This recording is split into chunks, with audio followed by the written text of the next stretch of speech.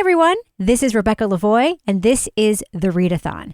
Before we begin today's show, I wanted to do some level setting and some expectation setting about this podcast related to Trial 2 in the Karen Read case. This week in particular is a complicated one, both for the trial and for me personally. If I were a YouTuber, I would just go online, set my stream to go, say whatever I want, and hope for the best. That is not how I work, and it's not typically how this podcast works. It requires editing, it requires time, it requires thinking, it requires preparation, analysis, notes, etc. Not to mention a guest. Sometimes it'll be Kevin, sometimes it'll be someone else, sometimes it'll be Kevin and someone else. So all that is to say, this week in particular, I'm not going to be able to make an episode every day, but I will cover everything that happens, and today's episode won't be the only episode coming out this week. So I just wanted to let you know, my promises of a, quote, daily podcast might be a quasi-daily podcast. Think of it like how Bev Cannoni runs her courtroom. Sometimes the trial is full-time, sometimes it's part-time. I'm going to make as many Readathon episodes as possible during Trial 2. I just can't promise that it will be every single day because that would require watching the trial in real time, booking, prepping, taping the episode, and then producing it every single night. And some days that might just not be possible because we make other shows and because I have other work to do overseeing other shows. So want to set that level right now. Today's episode is going to be a great one and future episodes are going to be fantastic. They just may not be literally Monday through Friday, but I will make as many as I can. Thanks so much for listening. Here we go. Hey everyone, here we are in the Readathon.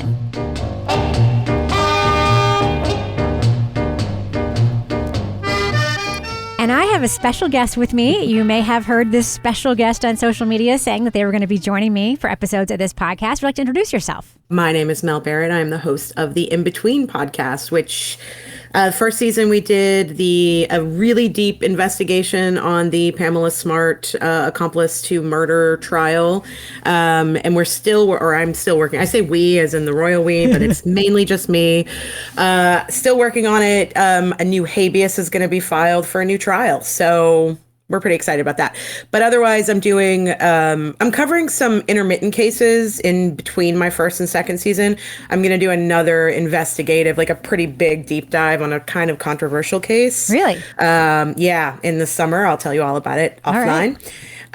But I'm kind of embedded with like the family. I have all the court filings. I have everything. And it's a teeny tiny town in West Virginia that my partner is from. And this is a very controversial case for that area. And it's kind of controversial for me personally. So wow. Yeah. So it's like your personal Scott Peterson case is what it sounds like. Something like that. Just so you know that there's no conversation about that case allowed in my Facebook group because it always devolves into a melee of emotions. It's like, it's really wild, that case in particular. Anyway, Speaking of a melee of emotions, we had a big day in court today for the first day of Trial 2. We had opening arguments. We had 2 witnesses, one of which had some direct cross-examination, redirect, re-cross-examination, redirect. And the other one was Carrie Roberts in a surprise appearance who had direct examination. But let's go back to the beginning. First, I just want to talk about some general observations of the day. One thing I noticed about today is that Judge Beverly Cannoni, I don't want to say she's softened toward the defense, given what we saw after the open court today, but she does seem to be a little more, let's say, even-handed about her actions on objections in particular. Do you agree? I do agree. It seems like she is letting the defense, whenever Brennan objects, she's like, I'll allow it. You know, she does I'll allow it. Can you answer that question? But that's the thing. That's the only thing. It almost appears like she's being even-handed with the defense, but when she's saying to a witness, can you answer that question? It's kind of helping the prosecution. A little bit. It's helping the person, whoever's objecting. It's helping that side. So, yeah, she appears that way, but like you said, the motions hearing afterward was sort of a shit show. It was wild. It was totally wild. It was interesting to watch her at the very beginning of the day today talking to the jurors. And, I make this differentiation between the Judge Cannoni that we very often see versus what I call the regular Judge Cannoni. And it is interesting to see her be like regular Judge Cannoni, saying all the things a judge is supposed to say. And you're like, oh, I feel good about this. And then at the end of the day, I was like, I don't feel good about this anymore. But anyway, another thing I noticed that I saw on Twitter was that Paul O'Keefe, John O'Keefe's brother, was apparently admonished by the bailiff. Did you see that? I saw that in your notes, and I did not catch that. And I did notice he was sitting next to his wife, ex-wife. Yes, apparently sort of she's wife. back on the court at least. Yeah, who knows? But so what did he get admonished for? He got admonished apparently for his attitude in walking out of the courtroom. I guess he said or looked at or did something with Aiden Carney, Turtle Boy. And I guess this wasn't the first thing the bailiff observed, because the bailiff gave him a talking to about his behavior around the proceedings. Another thing I noticed is that Hank Brennan does this very interesting tactic where he will talk real low and then talk real loud and then talk real low, which is, sort of a thing we've seen him do before, but it is interesting to see him in trial mode. What do you think? Well, I think he can't find a microphone to save himself. Not the way that Jackson does anyway. It was difficult sometimes. I actually have some questions when we go over his opening. I'm sitting there going, did he just say what I think he said, or is it bad audio? There were a couple of instances of that. He's very dramatic. It's such the antithesis of Lally. So I think he's engaging, I'll be honest. I mean, I was able to follow what he was saying. I disagree with a lot of what he's saying, and he got a lot of it wrong, or some of it wrong. But he's dramatic, and that's because he's a defense lawyer. Right. Well, he knows how to spin a tale. Yeah. And what's interesting also is that the day today, this is the anti-Lally day for sure. It moved so quickly. Like he got his first witness on the stand. He went right to the story. He did a little bit of foundational stuff. Who are you? I'm a firefighter, paramedic, etc. But then he went right to, okay, what happened that night? And I'm like, oh my God, this is like, this is how it's supposed to be, or at least how we're trained from watching Law and Order that it actually is. But it seems like he got right to the narrative. And so, by the way, did Alan Jackson, and we'll talk about this, but he seems like he's been thinking about this for a year, yes or no? Oh, yeah. I feel like he knows this case. I mean, he knows this case inside and out. And there was even a point, I mean, we'll obviously get to it, but when he was doing his cross of Nuttall, and he had to confer with Yannetti, and he went back to the podium and he flipped through. Do you remember that part where he was flipping through and he's like, it's right here. Yeah. And he just immediately went right back into it. Like, this guy, he's got papers. You know what I mean? Right. He's got the papers. I think he knows what he's talking about. Yeah, I think what this shows is that they've learned from their responses from the jury in the first trial, one of those members, by the way, is on the defense team now. Yeah. They've learned what worked and what didn't work, and he seems to be sticking with what he thinks will work. I noticed a distinct absence of conspiracy talk and more just data, facts, this is what didn't happen talk. One other thing I noticed about Brennan that I actually thought was kind of nice, and I think that I'm not usually on Brennan's side, and I don't usually find things that I like very much about him, but I think he did this one thing that is going to endear him to the jury, and that is when he starts questioning a witness, it's conversational. I don't know if you noticed that, but it did. Instead of being like, where do you work? How'd you get your degree? How did you study this? Well, how did you come about this? He's like, so tell me a little bit about you. Like it was almost felt like a date. Absolutely. And I was like, I think the jury's really going to respond to that. The other thing that happens on the opposite side is that Jackson does this thing where he will, he's right at it. This is clearly a cross-examination, but then there'll be some moments where he will inject a little humor and get the witness off balance, which actually making the witness laugh and then following up with a punch is actually something that's pretty astonishing to see and very brilliant. Yeah, because it's like, he did it with Nuttall. Totally, like we're on the same side, right? No, we're not. No, we're not. All right, so let's talk about Brennan's opening. I want to ask you some questions about it because I think you spent a little more time with it than I did. I hear that Brennan has some new stuff that the state will be presenting this time, such as a new motive. What is that all about? So here are my observations sort of generally, and then I'll break down a little bit more of what I saw or what I heard. I think they're pretty much telling the same story. I think it's the same story, but I think it's just there are some slight differences. They are drilling down a little bit more on data, and there's a lot more enthusiasm and drama from Brennan, obviously. So it sounds to me like the same story, but they are, I feel like Lally was sort of opaque or, sort of in these gray areas when he was telling the story. It seems to me like Brennan knows how to tell the story to back up what they say are the facts. Right. So that was my sort of general, and he, other than being away from the mic and not, there were a few things that you couldn't hear very well.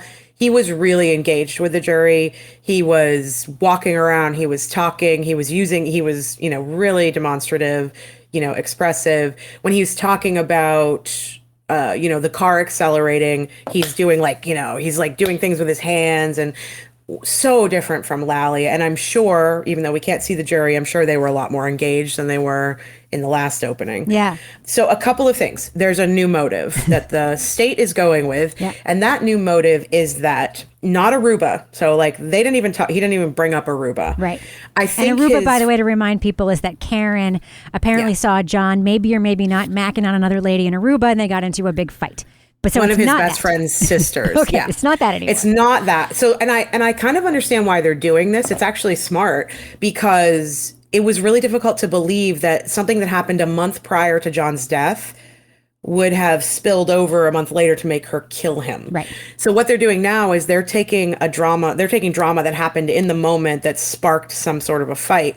And that drama is when John calls Jen McCabe and asks for directions, which I have some questions about that. She tells him, oh, it's near Bella's mom's house. And Bella's mom happens to be Ashley. And Ashley is a woman that John used to date. And so Brennan is positing that sparked a huge fight between Karen and John in the car. And that's what caused her to kill him. Yeah. Still pretty weak. It is weak, but I will say one thing it does support, this idea that maybe they argued about that, is her anger when he didn't come home, which I've always thought, granted, it's alcohol fueled, it's all that stuff, but she calls him a pervert. She says all these things about him that indicates that she thinks he's sleeping with somebody else.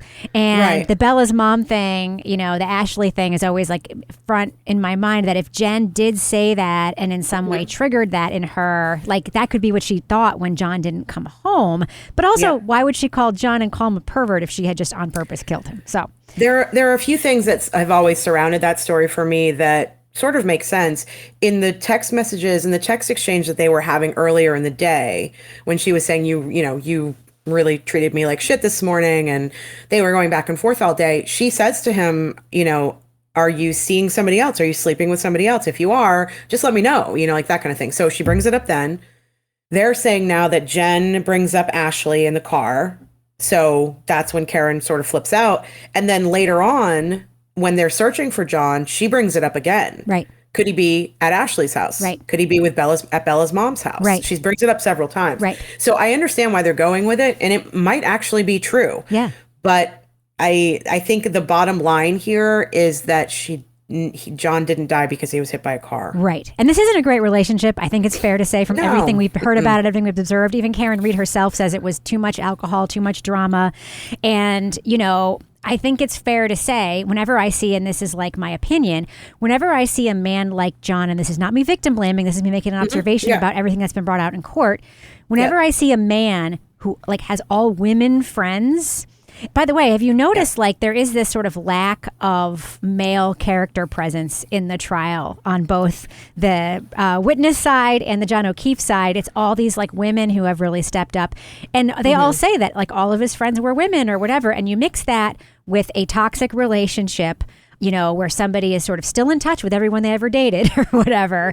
And I'm sure there was just not great stuff going on there. And this is, again, I don't know what John was like as a boyfriend, but I make inferences based on stuff that people have said. So, question about Hank Brennan's opening. Did he in fact say that John O'Keefe got out of the Lexus, checked his text from Jen McCabe either after or before he was hit by her car? Yeah, if I can take just a minute to sort of break that down, because that's one of the areas where Brennan didn't make sense. And some of the information I think he has is incorrect. Yeah. I'll ask you a question and hopefully you have the same answer that I have. What time or around what time did Karen's phone connect to John's Wi-Fi? 12:36 a.m. Thank you. Okay. Here's the issue with the state's theory. And this is actually, for me, This is sort of bigger than the Sallyport video. This is bigger than anything. She connected to his Wi-Fi at 12:36, but people at the party said they saw her car around 12:45. It's the most important Not detail possible. that came out of the first trial, in my opinion. When Guarino said it on the stand, I almost fell off my chair. Literally not possible that she was there at 12:45. Right. So this is what Brennan does. So he takes us through seconds of this night. So he says Karen and John left the bar. He calls Jen. He makes a very big point to say John has his Waze on. So I guess my question is, why does he need to call Jen for directions if he has Waze on? That's an excellent question. He has Waze on throughout the whole thing, and Brennan is really hammering the point home that Waze will follow the user by the second. So he then says Karen and John made a 3-point turn in someone's driveway. Mm-hmm. So is that the 3-point turn they were talking about in the last trial? Because that doesn't match up with Brennan's new story. Right. So 3-point turn in a driveway. They were lost. I can't remember who it was. Nagel was behind them in the truck. I believe that was Ryan Nagel. Yes. Nagel. Yeah. With two other Ryan people. Nagel, yeah. Yeah. They were coming to pick up Julie Nagel. So Ryan pulls up behind the Lexus. They blink the lights. They let Karen go. They pull up in front of the house. This is what Brennan says. They pull up in front of the house. Karen pulls all the way to the flagpole. I found something very interesting. He's so slippery with his words sometimes. He started saying, instead of John being in the lawn, or instead of this happening on the 34 Fairview's lawn, he starts saying at the corner of 34 Fairview Implying Road. that there's like an actual corner, like a thing that he could hit his head on potentially. Yes. Yeah. So he says Karen pulls up, Nagel pulls up, and here's the time frame. He's saying, I have to go look at my notes. This is one of the times where I'm like, did I catch that? Is the mic bad, or is what's happening here? He says that the Lexus stopped at the flagpole at 12:34. Why at the flagpole? That was so far from the door. There's just no way that's the case. But then he also goes back and says at 12:27, he gets a text from Jen saying, are you here yet? Or pull up behind me. So there's this 5-minute difference in Brennan's theory. But anyway, he says that at 12:31, John starts moving, meaning he gets out of the car. Right. At 12:31, right? 20 seconds later is when she hits him. At 12:32, John looks at his phone. So 12:31. Mm-hmm. And in that 20 seconds, he looks at his phone, gets a text from Jen. And then 7 seconds later, he stops moving and never moves again. Right. And then he describes how Karen hit him. So he says, this is what happened.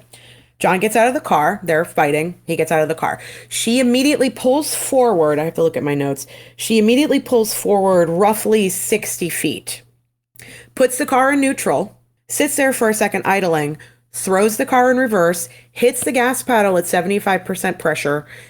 Her tires spin in the snow, so this changes things.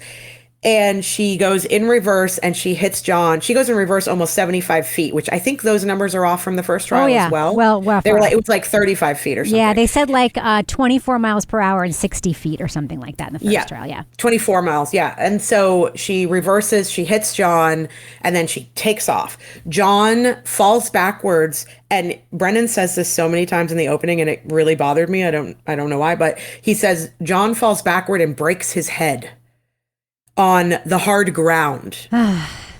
Right? Okay. So first of all, those times are way off because we know they arrived there in the 1220s. They arrived there like much earlier. He says 12:27 is when they start to pull up. I thought it was like 12:23 or something like that. I did too. Yeah. I did too. But at the end of the day, none of it matters because she connected to the Wi-Fi at 12:36. It also doesn't matter because he wasn't hit by a car. Exactly. She couldn't have made it from 34 Fairview to John's house in 2 minutes. Yeah. Not possible. No, it's not possible. And anyone who says it is to me on Twitter is not telling the truth. And that was backed up today by the paramedic talking about how difficult it was to drive there. Yep, exactly. Anyway, so I just want to ask something else. He played a clip of Karen Read from her one of her television interviews. And this was so disingenuous. He played it out of context, right? Yes, he did. So he says, I caught this while he was talking about it. He talked about it and then didn't show the video until much later. Yeah. So that was smart on his part because what he says to the jury is Karen makes a statement that when she left John, he wasn't mortally wounded. And It actually is what she said, but there's context to it. Right. So much later on in the opening, he plays this clip of from the documentary. By the way, he also revealed, I think you noticed this probably in the motions, they have behind the scenes footage from the documentary. Yeah. Which is very interesting. But in the documentary, she says something along the lines of, when I left, he was fine. That's what she means by not mortally wounded. Right. When I left, he was fine. He was not mortally wounded. He was fine. He was fine. Right. So, but he's twisting her words. I hope that the jury's smart enough to sort of catch on to him because he does it so many times throughout this whole thing. Yeah. And then the only other thing I wanted to bring up, which I think is very interesting, he brings up Peggy O'Keefe. He names her and he says, he breaks down what happened at the hospital and when they get back to John's house, which to me, if he is bringing her up and using that much detail, he's going to call her to the stand. Right. Wasn't John O'Keefe's father, Peggy O'Keefe's husband, the guy who said that John looked like he'd been several rounds in a fight at the hospital? Pretty much everybody said that. Yeah. Though. Yeah. That's really, really even the interesting. first responders. Yeah. That's super interesting. And the fact that, as a lot of people have pointed out on Twitter, legal analysts and commentators and so forth, they are very selectively relying on cell phone electronic data and then saying other data doesn't matter or isn't true. Yep. They're using the same gold standard software that is true in some cases. Apple Health data true in some cases, not true in others. Waze true in some cases. Yeah, Jen McCabe's phone. Celebrate. Yep. He said a cell phone is an amazing piece of technology. It's like a computer. It is a computer, by the way. It carries extraordinary data, and he talks about the temperature stuff, and he just a bunch of new stuff we definitely hadn't heard before. But we can admit together that he's way better at this than Lally yesterday. Way better. Yeah, it's not going to be as boring when he speaks as when Lally was speaking. Today was so interesting. So let's talk about Alan Jackson's opening. Notable to me, no conspiracy stuff. Nothing that sounded in any way that it could be combated by a troll saying, oh, you believe 12 people are going to keep it. Right. It was just facts, data, people. My favorite thing about his opening was when he said there's 3 things you need to know. There was no collision. There was no collision. There was no collision. Yeah. I was like waiting for the rest of it, but that was that. Yeah. And then he really belabored Proctor a lot in the opening. But I think that's what the whole case is for them. It is. Well, the Proctor stuff is so important because what he's not saying is that Proctor helped cover up a murder. What he is saying is that Proctor decided on day one who it was who did it and excluded everything else from his frame of vision because he had decided he was not going to catch up a Boston cop. That was so strong. I believe that's what happened. I believe that maybe later Proctor realized he was wrong, but I believe in the first few hours Proctor was acting the way he probably always acted in cases, which is I think I know who did it. I'm going to make it line up with what I think I already know and get this nice and neat. And so he sort of alluded to that, but then he talked about some new witnesses and data they were going to bring in, which excited me. One of them was this Dr. La Posada, who the former ME for the state of Rhode Island, who now teaches at Brown. She teaches pathology at Brown. She's going to say there's no injuries from him being hit by a car. He did not have hypothermia. Yeah. New, right? New. Do you know that she testified in Boston in that same court last week? Really? Yep. Wow. In a different case. So I think that's probably how they found her. This isn't going to be an unfamiliar. I wonder if she's one of these experts who approach them and being like, "Dudes, come on." Yeah, you never know. And he talked repeatedly about how the Commonwealth's experts will support the same things they are going to say. You know, such as the Scortabello, who's the medical examiner, who also says that his injuries were inconsistent with being hit by a car, also refused to say that it was homicide. He also said, by the way, that they're going to show proof that John O'Keefe entered the house. I don't necessarily think that's going to be new, but he made it sound like it was going to be something new. Well, he said there were witnesses to it. It's what he says. That's interesting. We'll see. I don't want to make any supposition there because you could argue that some of the witnesses of the previous trial indicated that they saw John O'Keefe go in the house. By the way, it's interesting that you should mention Ryan Nagel picking up his sister Julie because ultimately he did not pick her up. She was like, no, I want to stay longer or something. Yeah, he talked about Lucky Loughran. He talked about the Ford Edge, saying what you said, which is this was the preferred car of the Alberts. And as you pointed out, it was like the off-duty police vehicle usually, right? I lived in Somerville for 13 years, and all the cops in Somerville drove Ford Edges. Yeah. I will say what he did really well in this opening that I think the defense really failed to do in the last trial was he told a really good story where he connected disparate facts together. Yeah. He talked about Brian Higgins and Brian Albert lying about having spoken to one another, that why would Brian Higgins go to his office at 1:30 in the morning? Why would he call Albert at 2:22? Like, they talked on the phone then, but then just 5 minutes later is when Jen McCabe made that Google search, allegedly. So, and deleted it. yes, and he says everyone was a very busy bee while Karen slept. And he was very, very good about pulling those threads together in a way I think didn't make sense to the jury last time. Last time it sounded like they were really pulling at like threads, and this time it sounded like he had a story. Do you agree? Solid. I do. I think it sounded, I'll be honest, when I first listened to I was trying to think about it from the perspective of being a juror who supposedly doesn't know a lot about this case, right? So sitting down and hearing all this information for the first time, and I thought, well, Brennan did a really good job. And he was adamant about his facts. And so when you listen to that, you're like, oh, the prosecution has a pretty good case. And then when Jackson got up and started laying everything out, I was like, this trial is over today, right now. It could be. If they had stopped after opening, I would have loved to have known, like, polling the jury, what they would have said. Absolutely. I think Jackson, well, he convinced me, and I'm already convinced, but I think that listening to him speak with such authority and saying, we have experts, we have the data. And he even though Brennan was saying similar, I believed him more. Yeah. He also talked about people lying. He used the word lying. He used the word lying. He talked about the Dighton cop, Barros, Officer Barros, who was like the good cop who like talked. He threaded that thing together really well. The timeline of Proctor lying about not having picked up the car when he actually had picked up the car an hour earlier, and what Barros saw, and that he told a very cohesive story about how the evidence was fudged from the very beginning. He talked about one thing that I love that he talked about was he didn't try to explain away Karen saying, I hit him. He said it didn't happen. If I were going to bet my life on one thing about this case, besides the fact that John O'Keefe was not hit by a car, it was that Karen Reed did not say, I hit him. There's video of the entire scene. She never says it. She never says it.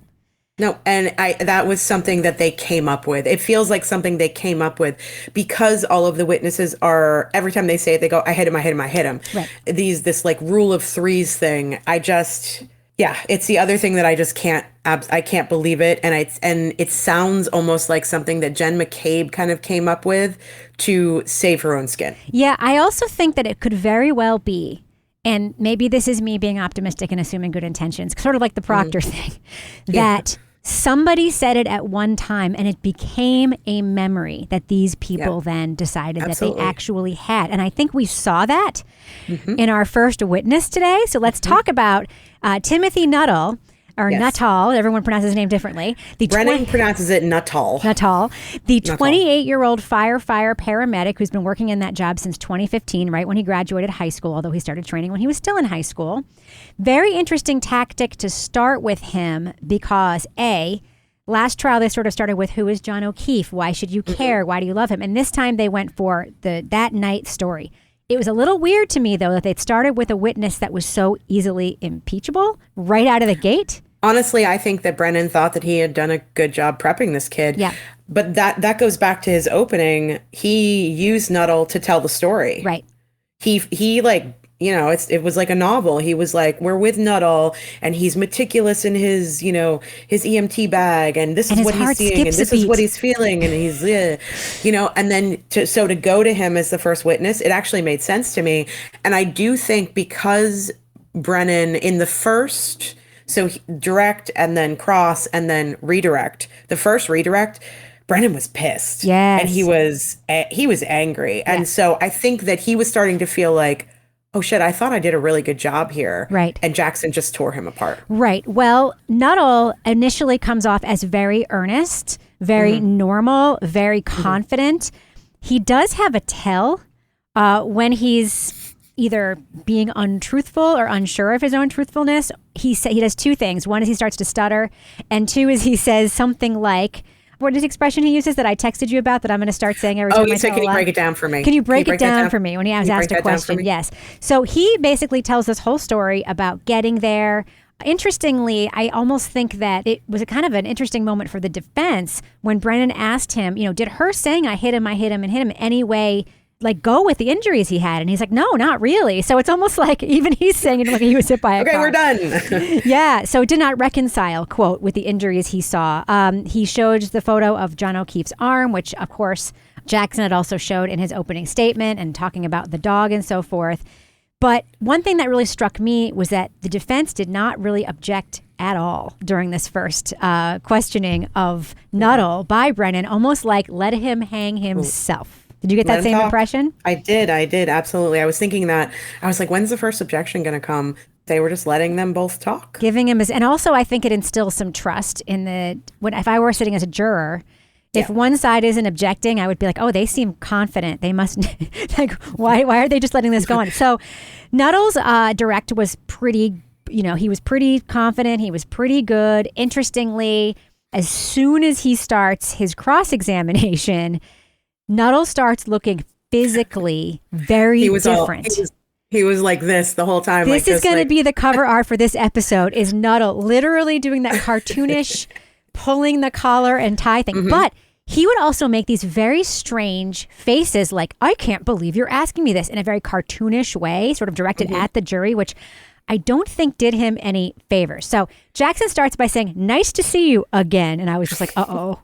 Uh-oh, here we go. Uh-oh. So he has him break it down for him. He has him tell him all about the 3 conversations in the past 3 weeks that he's had with the prosecutors. Mm-hmm. And all that Nuttall will say about these conversations is that all they wanted to clear up, apparently the only thing they wanted to clear up, and it took them 3 whole conversations, was how many times he remembers Karen Read saying, I hit him, because they know that he only said that she said it twice in the first trial and that he's going to say it 3 times in this trial. I believe they wanted him to say it 3 times in this trial because that's what Katie McLaughlin said. That's it, right? That's it. Yeah. So, he's basically, Nuttall does this whole thing where I remember it perfectly now. Perfectly. And Jackson keeps pushing him on. So a year later, you're remembering things better than you did 3 weeks ago. And he's like, I remember, this is what happened. I'm not remembering, this is what happened.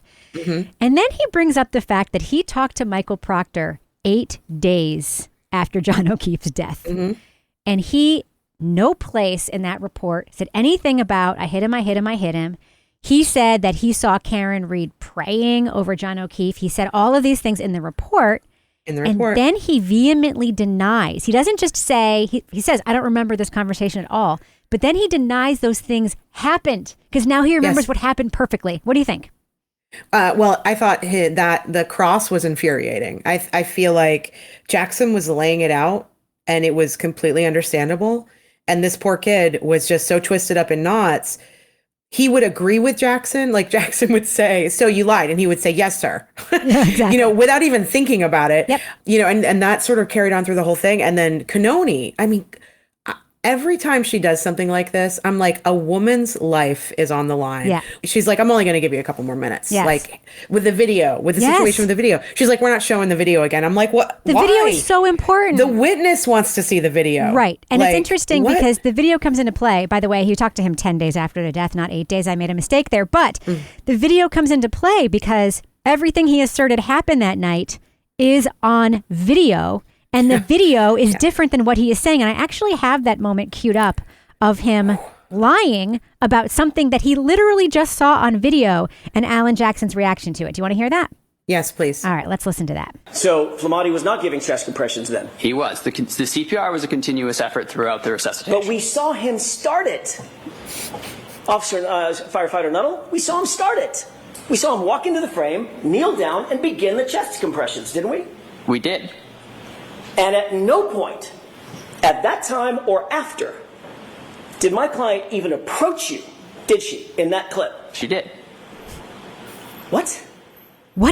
Objection. Yeah, that's one of my favorite moments because he says that when Karen Read approached him was when the other guy was doing chest compressions. That's when Karen Read walked over to him and said that. We can see the entirety of those chest compressions on video, and then they're wheeling John O'Keefe to the ambulance. Yep. She doesn't approach him? No, and I think that I'm not playing devil's advocate here, but I kind of am.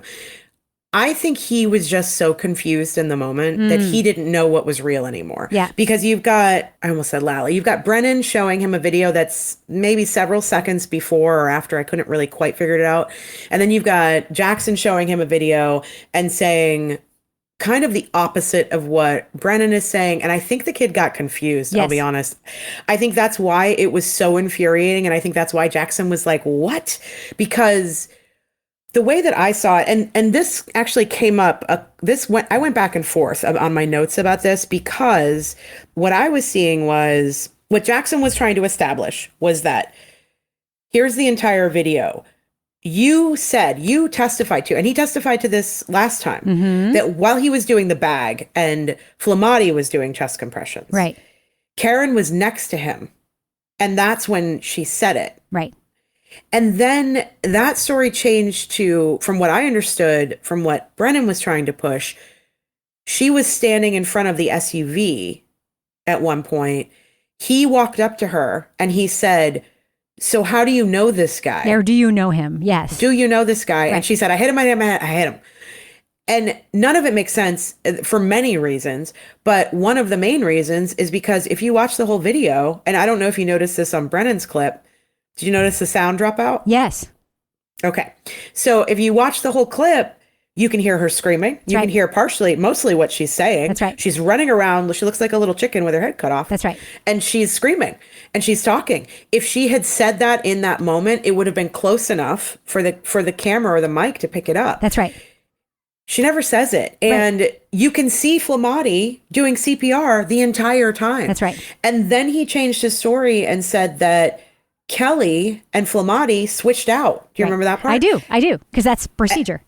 Yeah. And so it's like, okay, but you testified that while you were on your knees doing CPR is when she said it to you. And then the other thing that really bothered me about his testimony was he kept saying, I kept hearing her say it in the background. He's and then never he would describe said that it, before. He's never said that before. But here's the thing. He's describing everything behind him as being chaos. Mm-hmm. He is not looking at the person who's saying, I hit him. It could have been anybody. Right. It could, how does he know it was Karen? But also, if he in fact heard that. never said that before. He has not. He didn't hear it because he has never said it before. It would have been somewhere, and he literally said, "Okay, this is new. You've never said this before. How come you didn't bring this up on your direct examination?" He said, "Because I wasn't asked." Okay, you were literally asked about everything that happened that night, and this is just like the Jen McCabe testifying that Karen said this to her in the backseat of the police car. Yeah. Which would also have been caught on audio, if nothing else. And it just wasn't. It wasn't. Okay, so something very interesting happened here. Aiden Carney, a.k.a. Turtle Boy, I think we can both agree, complicated person that we have mixed feelings about, but reporting on this case has been very important. He has been very conservative today in talking about the jury because he's just like, he doesn't want to get in trouble. He doesn't want to get kicked out of the courtroom, obviously. Yeah. And they are limited from being able to describe the jurors in any way. However, he at one point retweeted this Sue O'Connell news commentator tweet where she was describing how the jury was reacting during this cross-examination. And he was like, we're allowed to do this? Okay, so here's what she says. Jackson maintains he showed Nuttall the scene that matches what he testified 3.5 years ago. I don't know if she means that or not. I guess that's right. 3.5 years ago. It would be the grand jury. Right. Yeah. Nuttall says Karen approached him. There's one juror who is laughing a little bit and shaking his head. Now, I looked for that because what Aiden Carney had tweeted before that was, something's happening with the jury right now that I think is newsworthy, but I'm not allowed to tweet it. I'm sure that's what it was. Was people reacting to this. That was probably the same moment when Nuttall looked at the jury and he was like, he made that weird face where he was like, I'm stuck. Exactly. You know, like, I don't know. Exactly. It was weird. It was weird. Like, very comedic. Okay. Next up, I was not expecting a second witness, but we saw, and I think we can agree that dramatically speaking, it was less interesting, even though she's an integral figure in this case. And I think her cross-examination tomorrow is going to be very, very newsworthy. Crazy.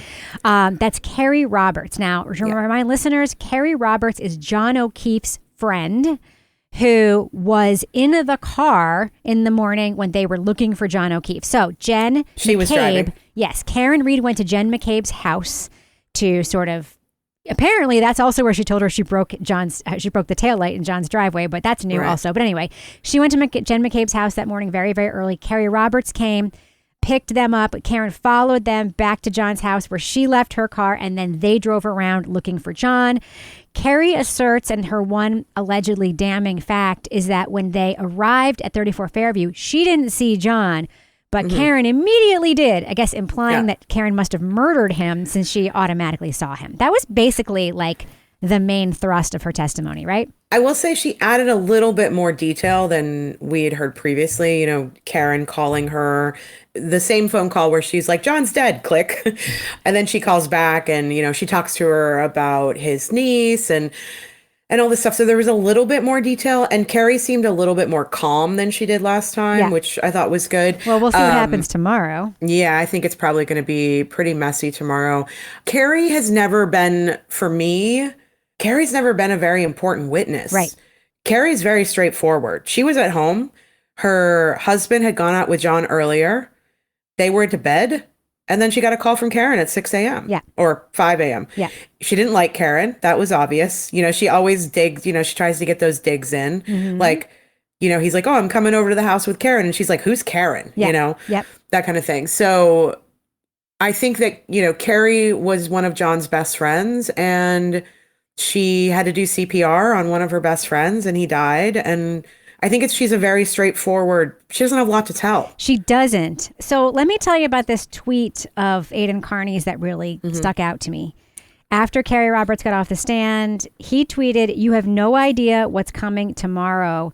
Wait for it." He was responding to the horrible Prosecutors podcast, which, by the way, one of the co-hosts of the Prosecutors podcast is an unqualified prosecutor who was so unqualified. Really? Well, he was appointed to be a judge by President Trump during the first term.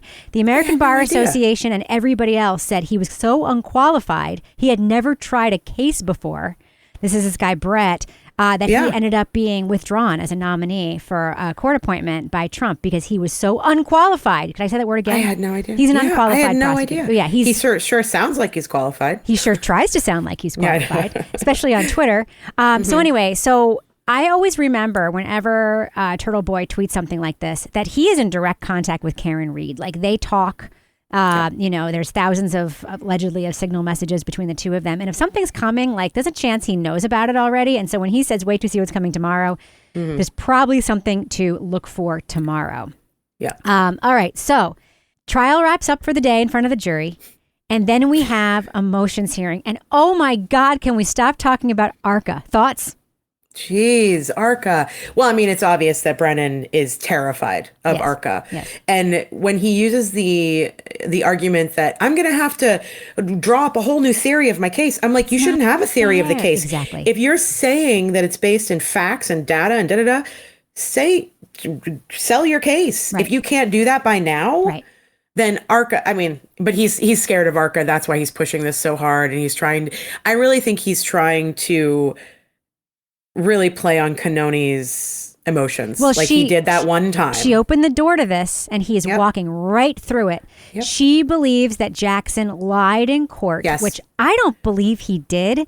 I believe they did all of their stuff. They did their report for the feds, and then the defense spoke to them about the logistics of their testimony. Yep. I got the bill later. They paid for their time and travel for that testimony. Yeah. And that's it. And all this, Brennan keeps just saying, I don't believe I've gotten all the discovery. And she buys it. She absolutely buys it. And he keeps implying, by the way, that there is currently a mysterious relationship between the two parties, between the defense and ARCA.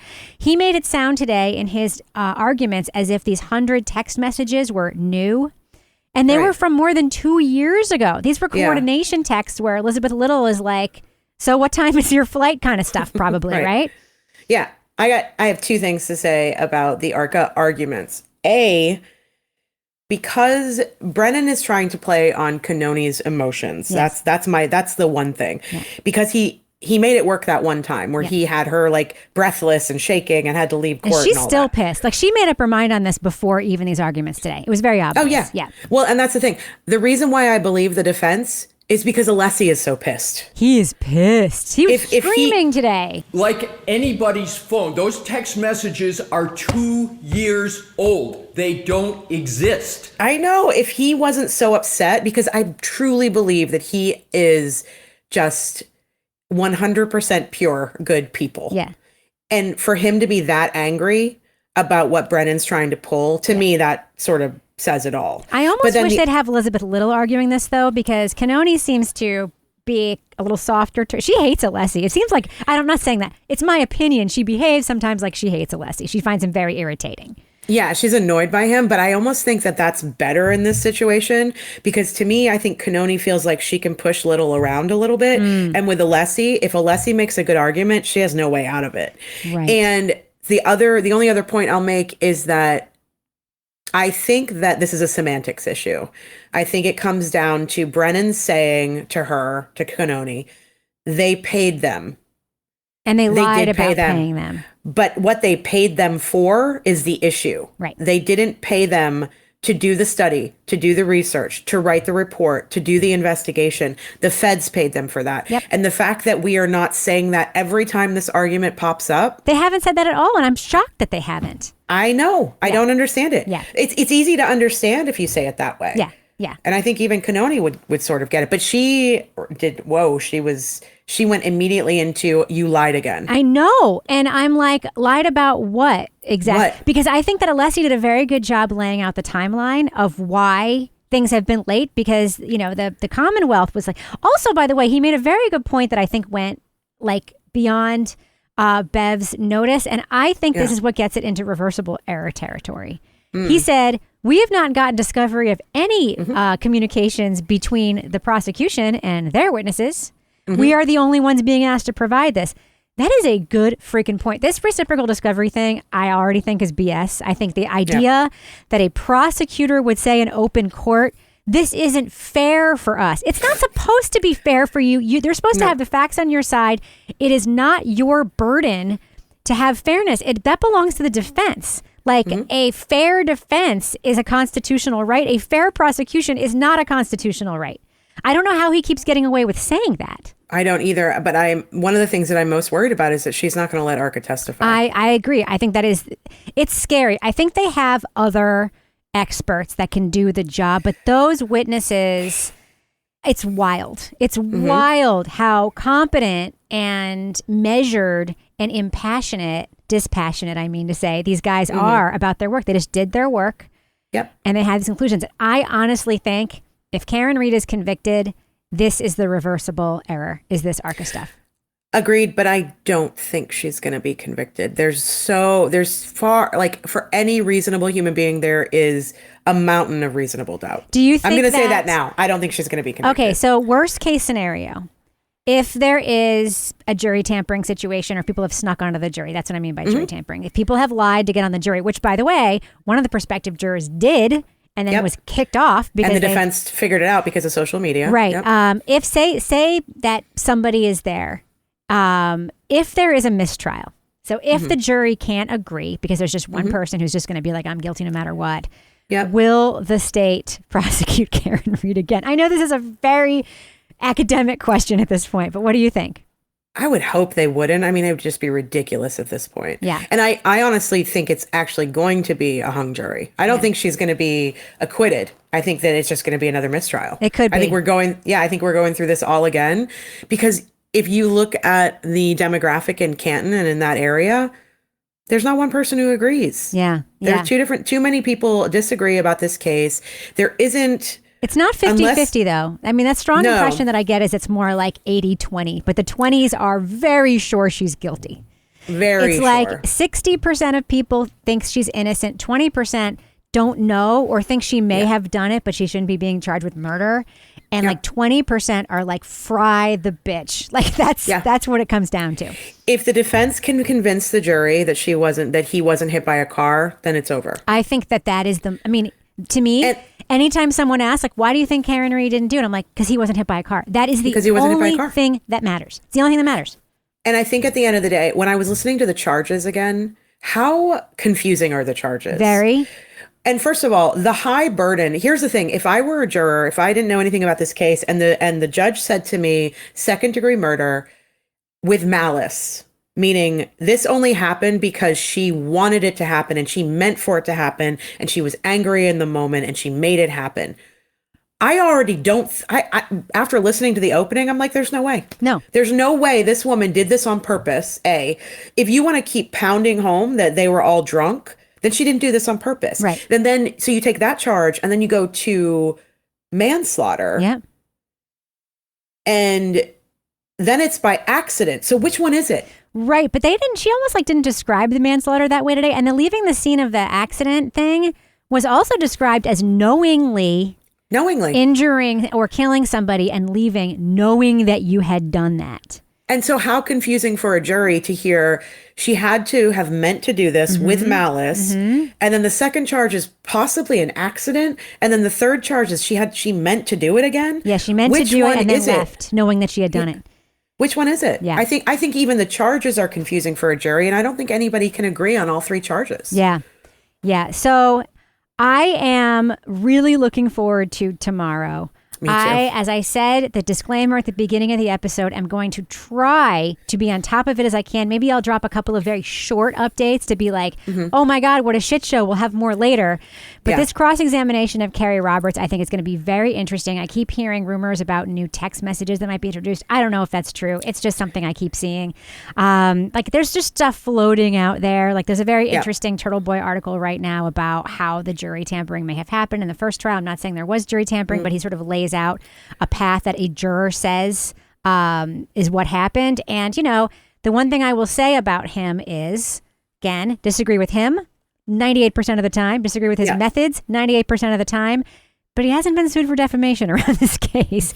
And he has been right about nearly everything. So I think his stuff, I subscribe to his blog. I don't pay, but I check it. You know, when he publishes something new, I do read it. You know, I wish he had a proofreader sometimes, but, you know, there's interesting stuff there. I think it's worth if you're interested at all and you can get over his fat phobia, transphobia, all the awful stuff he says over and over and over again. It is worth seeing what he throws out there because you know he's getting it from sources. He just is. Sources go to him. Totally. Good for him. I mean, yeah. Did you hear someone was arrested in the buffer zone today? Yes. Early on. And he reported it. A guy that was streaming was they just walked in and grabbed him and put handcuffs on him. Yep. And apparently he is an unhoused guy who does these authority challenge things. And anyway, well, we'll be back. Mel, you are going to be on the Readathon again, right?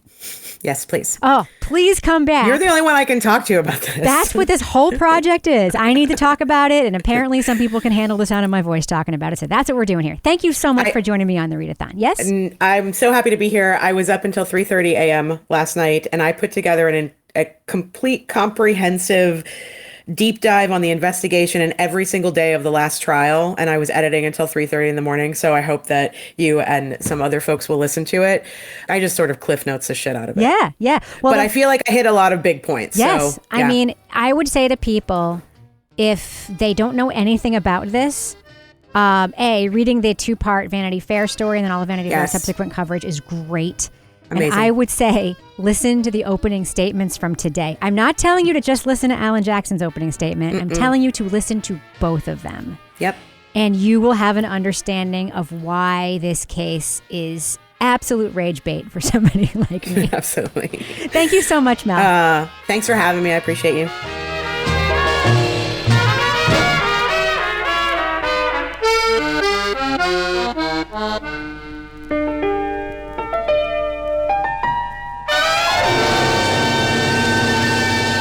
Partners in Crime Media.